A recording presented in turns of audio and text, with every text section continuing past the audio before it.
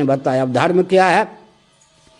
अर्थोपार्जन की वह विधा, विषयोपभोग की वह विधा जो व्यक्ति के जीवन में सुख शांति दे सके और देहत्याग के बाद भी उसकी सद्गति में हेतु हो सके। अर्थोपार्जन की वह विधा, विषयोपभोग की वह विधा जो देहेंद्रीय प्राणांतःकरण में उस उत्तम बल और वेग का आधान कर सके, जो जीवस्य तत्व जिज्ञासा, जीविका जीवन के लिए है, जीवन जीविका के लिए नहीं है। जीवन है जीवन धन जगदीश्वर की प्राप्ति के लिए।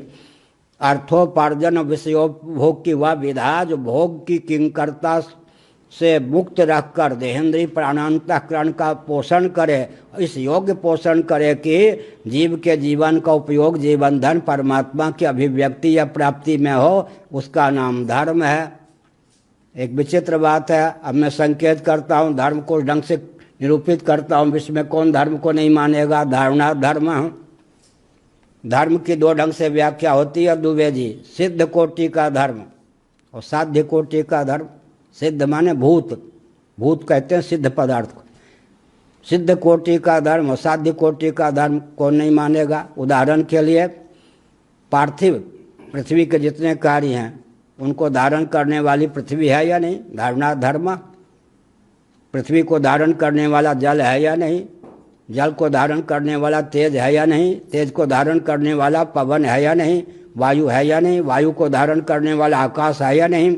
आकाश को धारण करने वाली प्रकृति है या नहीं? आकाश को धारण करने वाला अव्यक्त है या नहीं? प्रकृति या अव्यक्त को धारण करने वाला परमात्मा है या नहीं? धारक का नाम होता है धर्म। ताम्र पात्र है या, अगर तामा इस पात्र को साधे न हो तो ताम्र पात्र की न सत्ता हो न उपयोगिता। जिस पर हमारी सत्ता उपयोगिता निर्भर करती है उसका नाम धर्म है। कहाँ से बोल रहा हूँ? कठोपनिषद में आत्मा का नाम धर्म है, परमात्मा का नाम धर्म है। अमरकोश देखिए, धारणा धर्म। सिद्ध कोटि का धर्म जो मैंने बताया, क्रिश्चियन तन इसको मानेगा या नहीं? मुस्लिम तन मानेगा या नहीं? कम्युनिस्ट मानेंगे या नहीं? धारणा धर्म जिसके ऊपर किसी वस्तु और व्यक्ति की सत्ता उपयोगिता निर्भर करती है उसका नाम धर्म है। सिद्ध कोटि की बात हुई। और साधन कोटि की बात, भव्य कोटि की बात, यज्ञ दान तप इत्यादि है या नहीं? इनका नाम धर्म है। इनका खंडन कौन करेगा? मैं संकेत करता हूं, सावधान। चार का नाम लेता हूं, यज्ञ दान तप और व्रत। यज्ञ दान तप और व्रत, थोड़ा विचार कीजिए। यज्ञ करने के लिए मुट्ठी खोलनी पड़ेगी या नहीं? बैंक से निकालना पड़ेगा या नहीं? तिजोरी खोलनी पड़ेगी या नहीं? त्याग का बल और वेग होगा किसी के जीवन में, तब तो शास्त्र सम्मत ढंग से यज्ञ करेगा या नहीं? एक यज्ञ शास्त्रीय ढंग से हो तो कितने व्यक्ति का पेट भरता है, इस पर थोड़ा विचार कीजिए। सनातन धर्म में यज्ञोपवीत हो, विवाह हो, यज्ञ हो, कौन सा ऐसा कर्म है जिसमें सैकड़ों व्यक्तियों की जीविका का ध्यान न रखा गया हो? तो यज्ञ तब हम कर सकते हैं जब जीवन में त्याग और बल, त्याग का बल और वेग हो। मुट्ठी खोलेंगे नहीं तो यज्ञ कैसे होगा? दान, जिस संपत्ति पर, धन पर हम अपने अधिकार माने हुए हैं दूसरे को, वो अधिकार सौंपेंगे तब तो दान होगा। तो यज्ञ और दान करेंगे तो जीवन में त्याग का बल और वेग आएगा या नहीं? विचार करने की बात है। और व्रत करेंगे तो क्या होगा जी?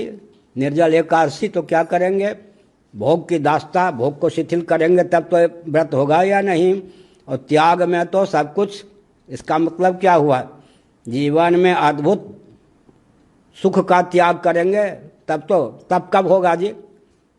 सुख से चिपके रहेंगे तब होगा। तपस्या करेंगे तो सुख का त्याग करना ही पड़ेगा। इसका मतलब क्या हुआ? व्रत करेंगे तो भोग का त्याग करना ही होगा। इसका अर्थ क्या हुआ? इसका अर्थ हुआ जहाँ जहाँ हमारी पकड़ है, यज्ञ दान तप व्रत, इनके द्वारा हमारे जीवन का समष्टि हित में उपयोग और विनियोग हुआ या नहीं? अब जो लोग डर